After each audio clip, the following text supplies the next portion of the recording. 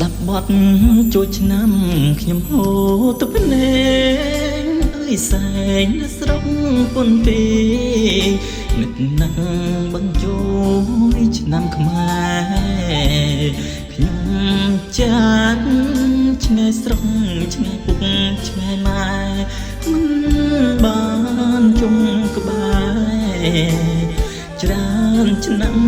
ណាស់ហើយមកផ្ញើវាសនាធ្វើការស្រុកគេយើងឈាមហូរដល់ទន្លេគ្មានពេលសម្រាំងឡើយសងខឹងថ្ងៃមួយនឹងបានដោយត្រើយផុតទុកបានស្បើយបានវិយជួបជុំគ្រួសារដើម្បីក្រពាំង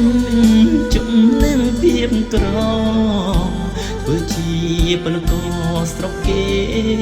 ដទៃហូដល់បាយ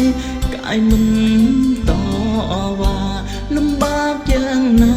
ក៏មិនរួនរីជួយឆ្នាំនេះខកខានទៀតហើយសុំទងពុកអើយម៉ែ